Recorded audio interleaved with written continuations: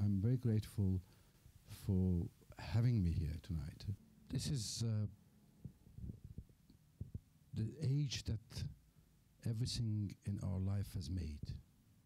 This is when I'm 13, 14 years old in Tabriz. And if you think about you and your life, you will remember that who you are now, it was made in this times and these ages. That's why more and more, all my works, everything that I'm doing, it's concentrated toward the people in these ages. In Afghanistan, in Uganda, in Sri Lanka, in many other countries. That's how the whole organization is working. That's why in this age, when I take the first camera, and immediately I had this envy of doing a magazine.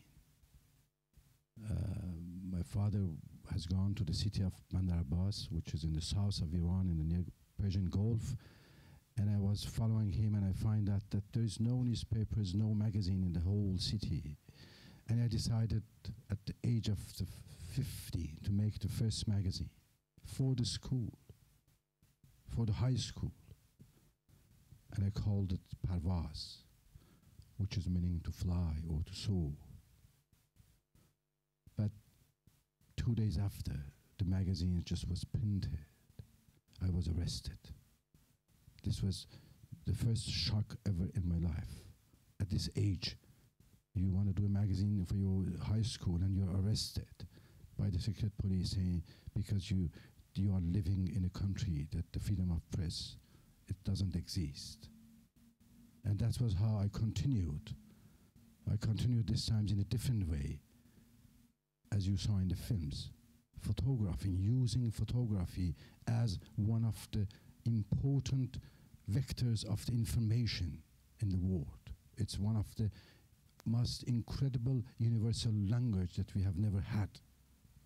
And we are just in the beginning of this international universal language, how to use it. 40 years ago in Iran, I started using photography, going to the villages, going to the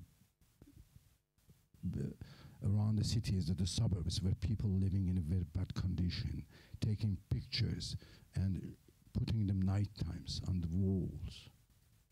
This was how everything started. This was how I was arrested again. This was how I was put for 5 months on the torture and 3 years in prison, just taking pictures. That's why I think that this place is important. This is the whole works of the journalist, the reality of the information. That's how everything is began here. In the meantime, in all my works, everything I was doing, it was meeting people that from the small child in Afghanistan, from the oldest man in Sri Lanka, all of them, they became my masters. They are the people that gave me the understanding the world and being with them. And sometimes they give me their pictures. I never say that I take these pictures. They give it to me. This is the whole difference. This was the whole difference of when people gave their pictures to you, you see the difference. This is the pictures that when people look to it, their heart starts shaking. Because the subject gave the pictures, not the photographer take the pictures. And all these people, different people I met, they were all became all part of my thoughts, my actions. One of them, it was this little boy. You will see the whole of his story and what he did to me and the message that he gave to me in the last part of the presentation in the video of Aina. Then it was this little girl in Tora Bora. Tora Bora is known being one of the places in the world that was bombed massively. This is the place which bin Laden was living, and she was one of these little kids in this village. Whole her life, from the time that she was burned till now, she was under bombardment. Look at her eyes and you will find how. This is what I say, that that the real victims of the wars are children's, are women's, not the soldiers on the trenches, not the generals sitting in their army camps.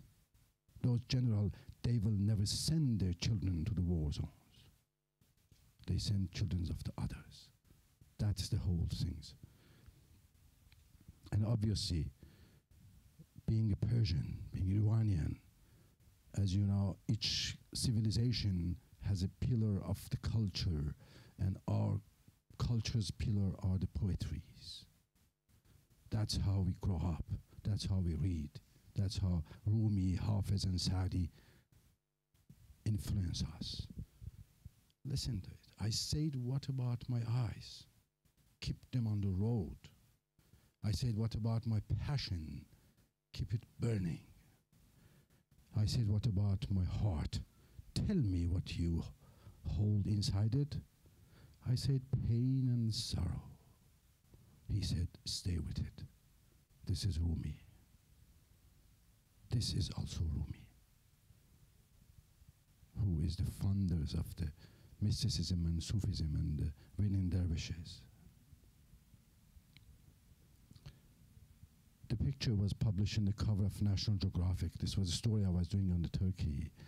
And I find a guy, he was one of the genius masters of the computer of the Turkey.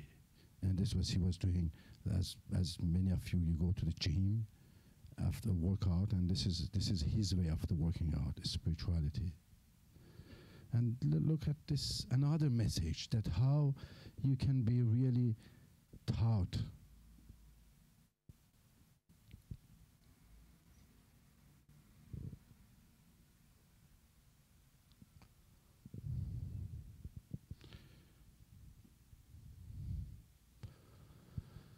Either exist as you are, or be as you look.